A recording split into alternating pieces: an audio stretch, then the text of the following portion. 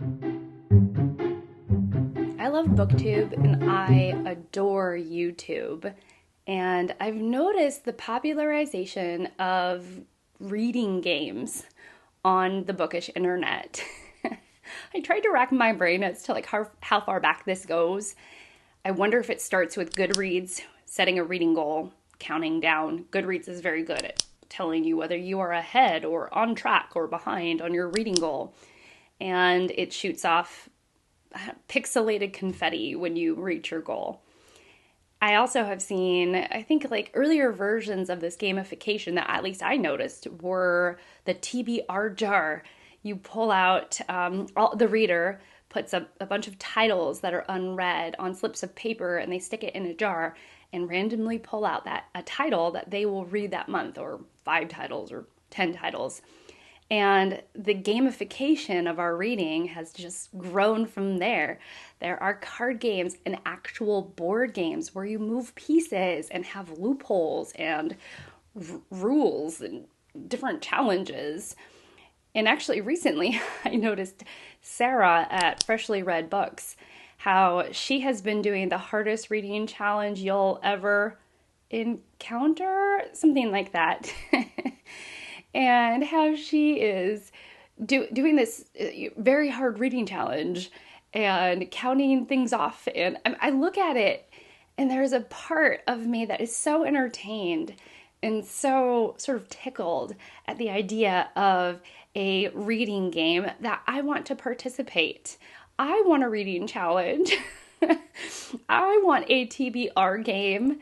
And yet I know myself, and I am quite literally and severely allergic to these kinds of games. The moment I start, I'll rebel against my own rules. I'll talk about how awful they are. This is me personally. I think so many people get a lot of pleasure out of TBR games. But for me, personally, my body will turn against itself and do everything in its power to fight off playing the game. I'll essentially self-sabotage my own self with my own TBR game, and it will all be only my fault. So instead, my response is to do a mood readers challenge, sort of. So I was thinking about how we often just use a blanketed phrase of, I'm a mood reader. We're all mood readers. I pick up books based off of my mood. However, I think it's more nuanced than that and also more difficult to talk about and capture. And so this is my attempt to talk about and capture what it is like to be a mood reader. So I'll show you with the last 6 books I read. I think 6, maybe, yeah, 6 books. And I'm going on to my 7th. So I closed out September with reading a book entitled Serena by Ron Rash, and I very much disliked that book. It was a historical fiction book that just seemed, in brief, cheesy. And so I wanted to go for something that I thought would satisfy my curiosity, my desire to read a really good historical fiction book. And I was kind of up for anything. And then I remembered that my favorite book critic, Steve Donahue, who also has a channel here, had mentioned the great Bethan Roberts and her book, My Policeman. Or maybe he said it was the great book by Bethan Roberts, My Policeman. I don't know if he said all of her work was great or not, but that phrase alone rung in my head. So I was like, okay, if Steve recommends it, the likelihood that I'm going to like it is pretty high. I really love Steve's recommendations. And so I indeed picked up My Policeman. Again, in that mood where I was not wanting to take a risk. I didn't want to pick up something that I might like. I was like not feeling risky at all. And so I was like, I'm going to go with something that I feel like is going to be a surefire good read. And My Policeman is what I ended up with, which is a story. I'm going to acquaint myself with the names. Okay, Tom, Mary, and Patrick. Okay, there is a love triangle around the young policeman, Tom.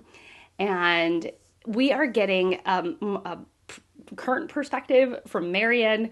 she is taking care of Patrick, and in their youth, so Tom and Marion are married, and Marion is taking care of an aging Patrick.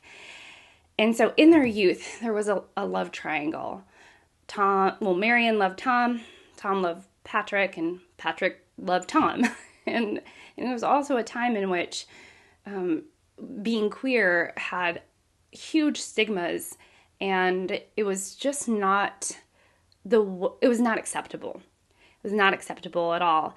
So we the readers watch how they all meet each other, the sort of the relationship that they all have with one another.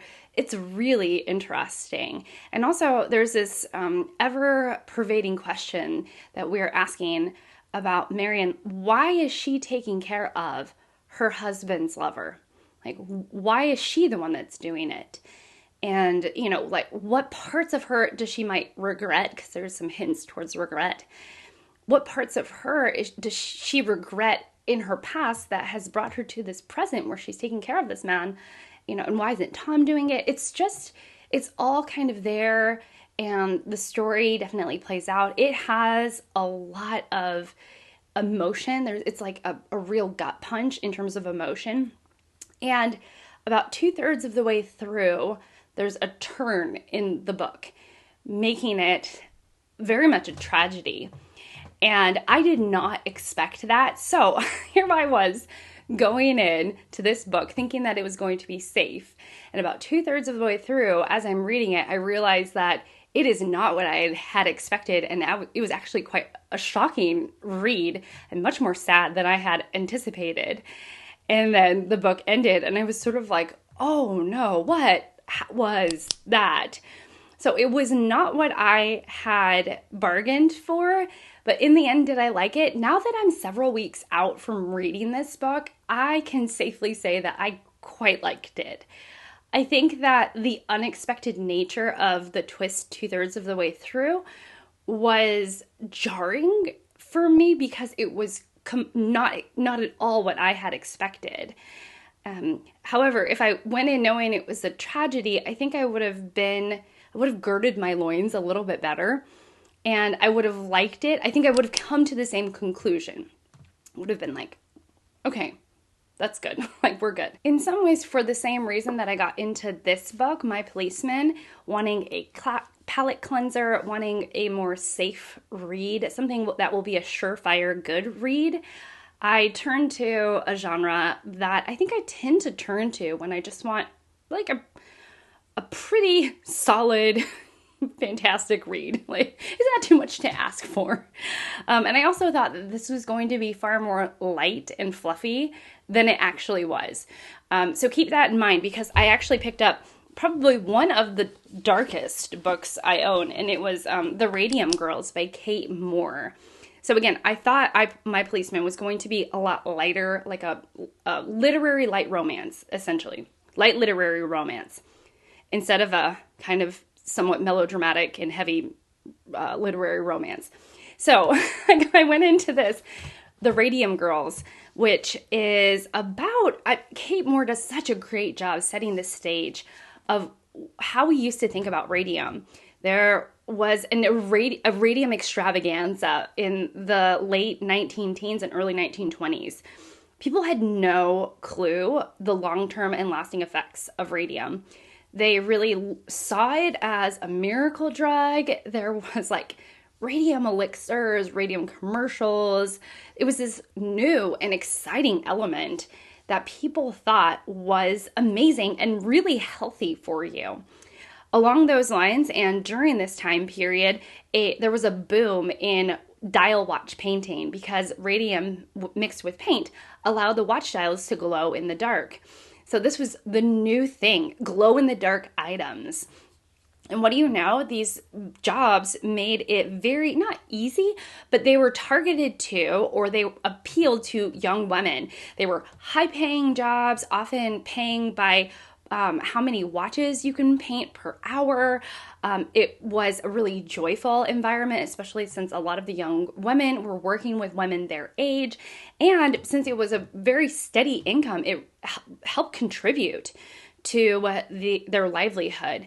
And so very, very tragically, what happens sometime, a short amount of time, like maybe 5 years after this watch dial painting became the thing, a great job, had employed a ton of people, these young women started getting sick. And of course, since we knew nothing about radium, we knew nothing about the effects of radium. And it took longer than it should to figure out what was happening with the effects, and that it was coming from the radium paint. And these women, they were fighters. They were so brave, and just some of their ends were so tragic. I mean, some of it was just terrible. And of course, it has very much the feel of big corporate company covering up their wrongs towards these women, and that they definitely skirted responsibility for as long as they could. To me, though, this was a little over long.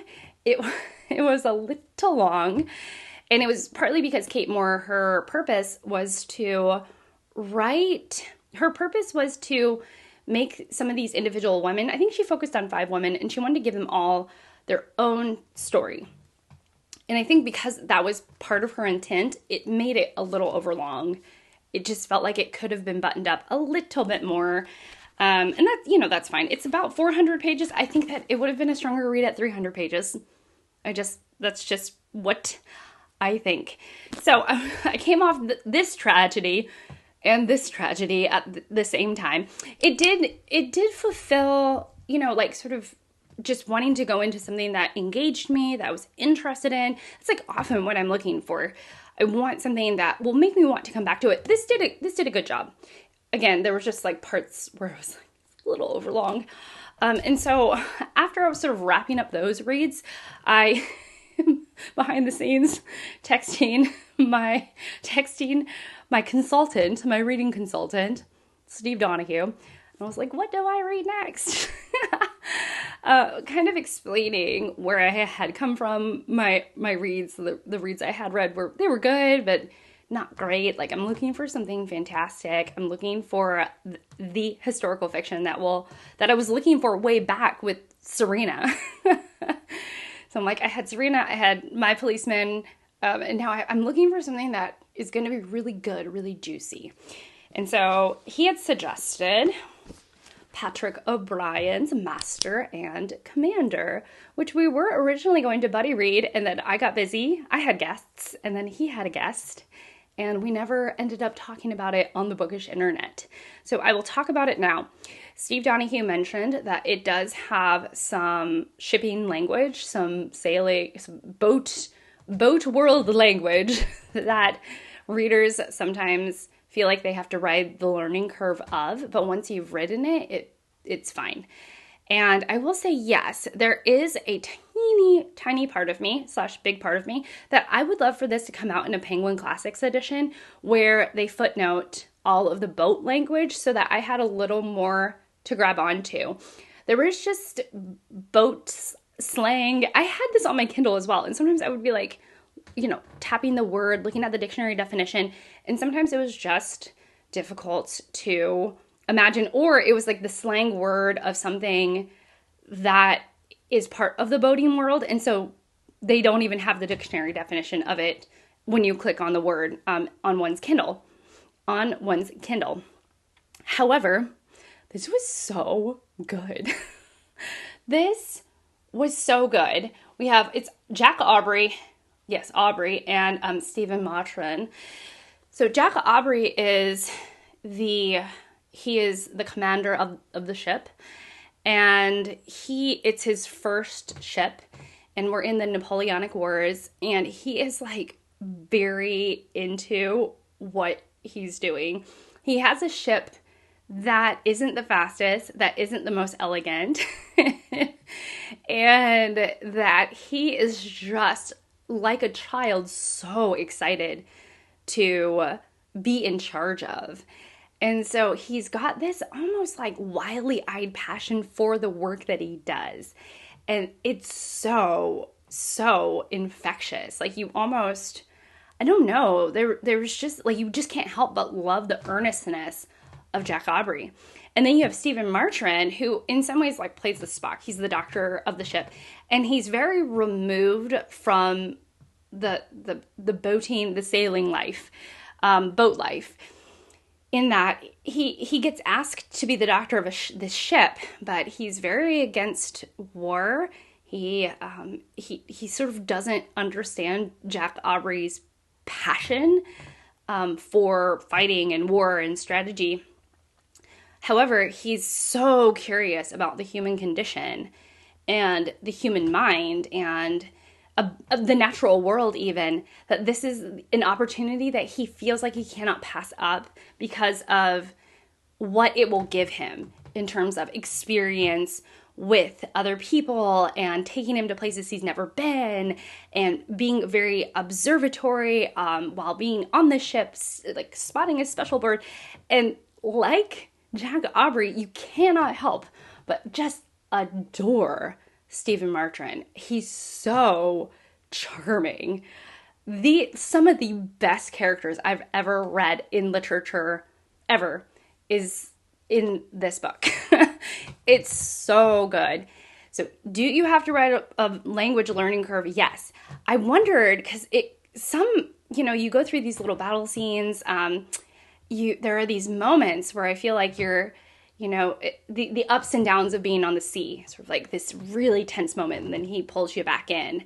Patrick O'Brien does. And then another really tense moment, and then he pulls you back in, like, restraining you, sort of catching you up on what happened.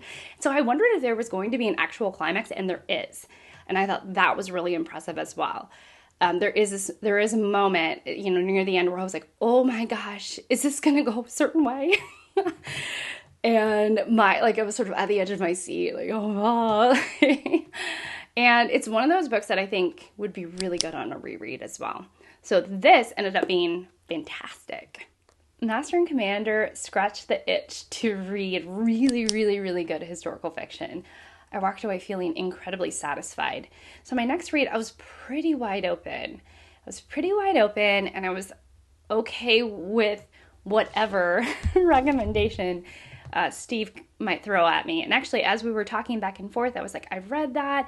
I don't know. I think how I started, I was talking to a friend. Gosh, everything really is timing. So I was finishing up Master and Commander. I was, had finished Radium Girls. I had a bit of an opening for my reading. And my friend was going on and on about The Count of Monte Cristo. And of course, I was like, Steve, is The Count of Monte Cristo a good book? And he's like, yes, very much worth it. And I was like, well, I might read that next. And he was like, you're going to read a 1,500 page book?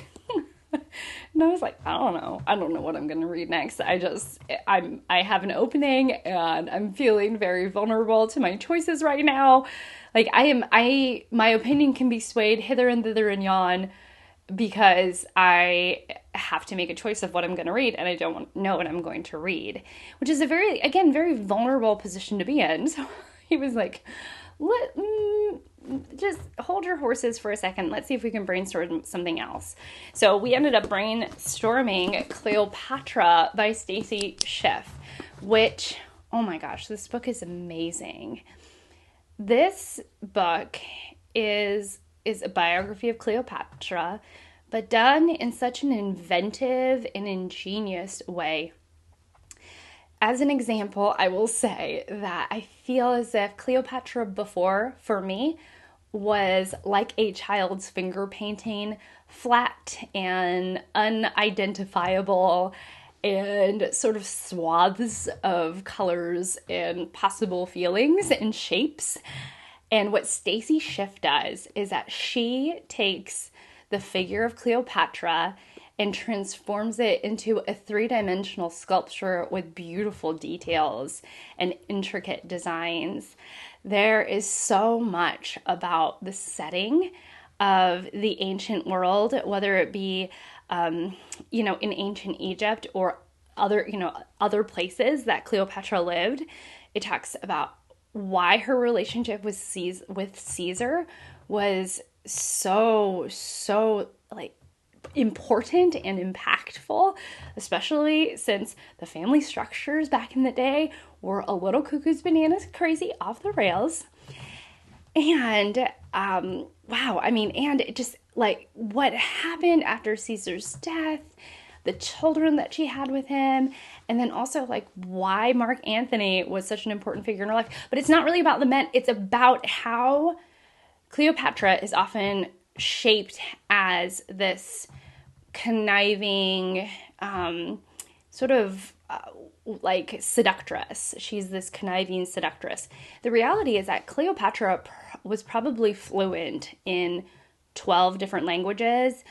She was taught by a very good orator, so she herself may have been an incredibly good orator. She was very strategic. There is a lot of evidence that shows how strategic she was in the friends that she made, in her own political alliances.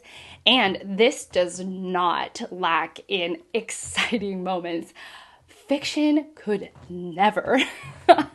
The way some people died, oh my gosh. Wow. Just wow. You don't expect it, but it is kind of a thrill. Well, kind of a thrill. It really was a thrill. It's just weird to say it was thrilling to like observe someone pass. The whole thing. How she gets acquainted with Julius Caesar is in and of itself an amazing story. The whole thing was just fantastic. And I loved it. I loved it so much. So this was great. Now, as you all know, I was finishing this up and I was like, oh my gosh, where do you go from here when a book is so good? And so I decided that I'm just going to do a little experiment, and I'm going to read the first couple sentences, the first breadth of 7 books. And here were my 7. I actually still have them here. So here were the 7, and I was like, I don't know. I'm just gonna see. So I've been having such a good nonfiction year with Cleopatra and other books I've read. I really have had some really great nonfiction books. That out of these books here, out of the 7 that I have, only one is nonfiction, and it is The Curve of Time. And I have this digitally, so I was like, well, maybe I'll start it, and it'll be one of those books that I'll just pop in and out of. And I started it, and it was tremendously slow. It did not rank super high on like reading sentences from reading the first couple sentences of each of these books and ranking them. Actually, it went like this. So there you go. So it was second to the last, but I was like, well, I've had such a good nonfiction year. Why don't I just go with it? I'm looking to, continue with the good year that I've had with nonfiction. Maybe tick off some boxes. That was the wrong move, y'all. That was the wrong move. This is not a bad book. However, it is about, what is it? I think it's Maeve. It's I forget her first name.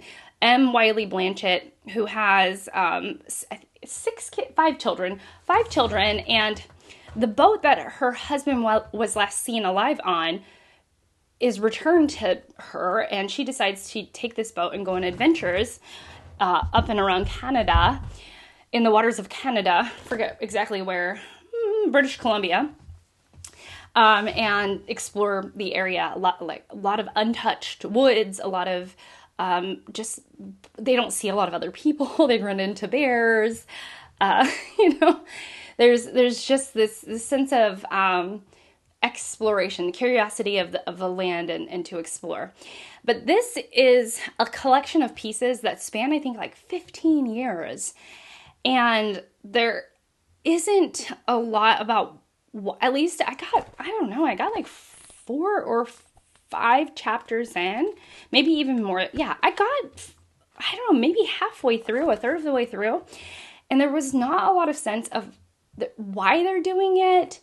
I would have loved a little more characterization of her children. They were just like people in the background.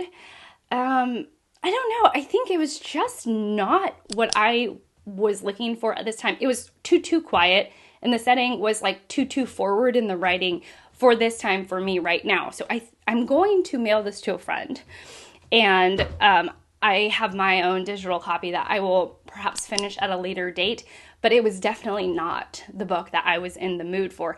So instead, I was like, I think that I am in the mood for, like, to fulfill the nonfiction side of my reading. I am in the mood for a riveting investigative journalistic piece. And I had been wanting to read Takedown by Laila Mickelwait for almost the entire year, which is about how she exposed Pornhub for the gross crimes that it was conducting, and ultimately getting a lot of the content taken off of that website. And Laila Mickelwait was like at the forefront of that fight. And so she has this piece. And of course I found out about the book from Steve Donahue at his end of the year list, and it immediately raised my hackles of curiosity. I was like, I want to read that. So I started listening to it, and oh my gosh, I finished it in a day. In a 24-hour period.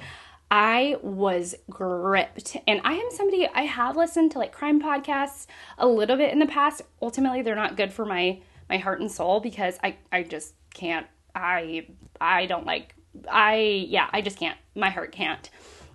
It starts to raise like a lot of worry and anxiety in me, and I turn into like the less good version of myself when I'm exposing myself to that kind of world. However, this was so interesting because Laila Mickelwait was showing you from the time that she really started to understand what Pornhub was and what they were doing, i.e. they had graphic images of children on their website that they wouldn't take down even after people complained about it. They didn't ask for identification, and they were complicit in these images, even if they were taken down, to be re-uploaded.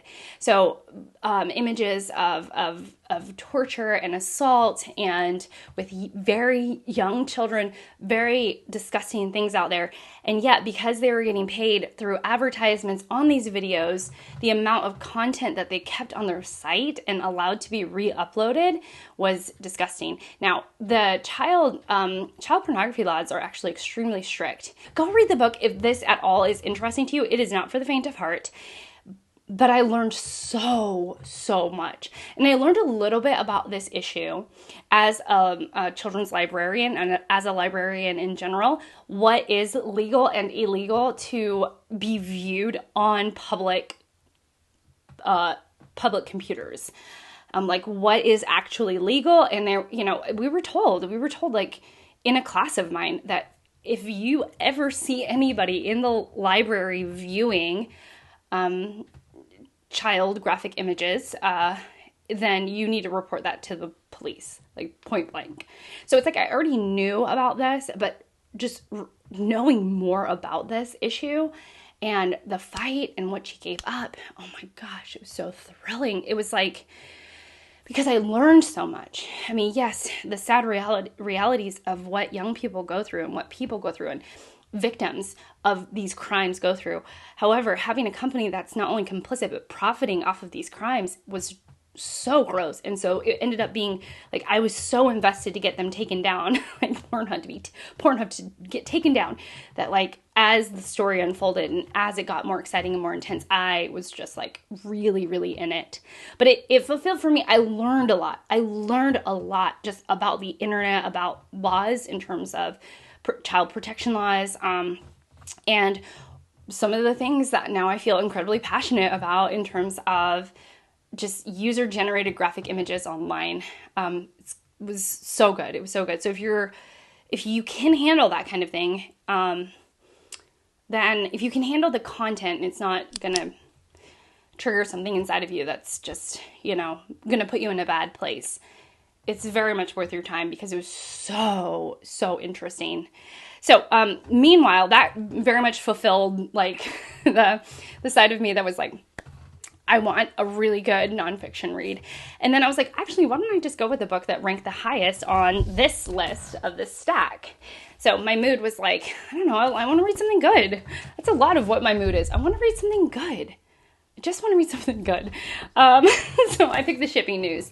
And actually a lot of you had comments that came through about the shipping news saying that it's actually a really character-driven, very, like, it was a really good character-driven book. So I was like, oh, well, great. So in this, we have our main character. I think it's actually pronounced Coyle, even though it's Quoyle, Coyle, who, you know, it's just, he's kind of an odd person.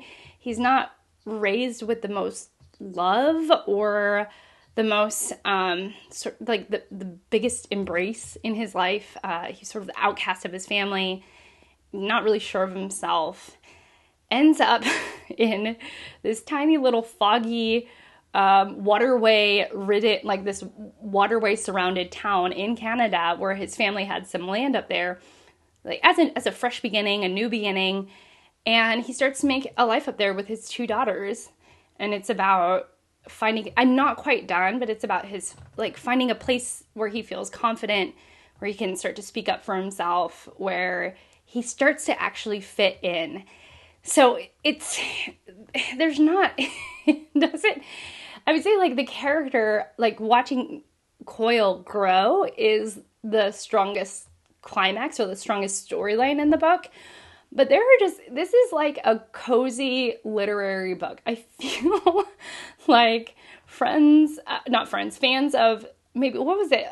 Fans of, oh my gosh, not completely similar, but somewhat similar in terms of tone and pacing to the lady who wrote Olive Kittredge, her books. I think this is somewhat similar to that. But the characters are just so oddball. There's like they're just, everyone there. The setting is a character in and of itself. It's just like, you kind of have to have a boat to get around. You don't have to have a boat, but it's better if you did have a boat. And everybody's got an opinion about what boat you should get and who you should get it from, and where you should eat and what you should eat, and how to survive in this little place is its own character as well. Just like how to survive and everyone's opinions on how to survive and who to talk to about what certain thing and all of that kind of stuff. And then in those broader themes of, you know, coming into your own and survival in this, like, sort of quirky place, in those broader themes are, like, actual individual characters that are just super quirky, but not quirky for quirky's sake. Not quirky for quirky's sake, just, like, very just, I don't know, sweetly odd. I don't know. It almost feels like an Andy Griffith show type of episode, Mayberry type of place, but it stands within itself, I guess. So I'm really liking this. So it's like reading a good book. I wanted to read a good book. I chose this because it was the top of my list. It does fulfill that I am reading a good book, but I definitely was left with, like, I want a thrilling read. And because I was, like, all on a high from Takedown. And so, of course, I'm like, Steve, what thrilling read can you recommend to me? And so he Red Rising, is that right? Red Dragon by Thomas Harris, the first in the Hannibal Lecter series. So I started that, and I'm 1 chapter in, and I'm like, oh, this is thrilling. Like, I think it's going to scratch the itch of the thrill. So I'm in the mood for a thrill, and I might get a thrill. So yeah, hopefully I'll have some images having come in and out of, like, what I thought I was in the mood for, what fulfilled that mood, and then what didn't. Which I think is fascinating in its own way. And so I'm going to challenge you all that if you're interested, if you are somebody who bases their choices off of mood, you know, what narrative are you saying in your mind as you're picking up something? Sometimes I sample books and I'm like, I don't want that. So it's like, what about it grips you? For me, what gripped me in real time with the shipping news was that I was really surprised at how sort of quirky the characters were in that moment. And it continues to be striking. There's a real deep sense of empathy towards character in the shipping news, which I quite like. But it's also, the shipping news is more darkly comic than I thought it was going to, and tangential than I thought it was going to be. So yeah, so that is all, everything's going swimmingly. But yeah, what do you pick up and why? That's really what I'm looking for. Also looking for, what's the best book you read this month? That's it from me. Thank you so much for watching. Thank you for being here. I appreciate you immensely. And I hope to see you all in my next one. Bye.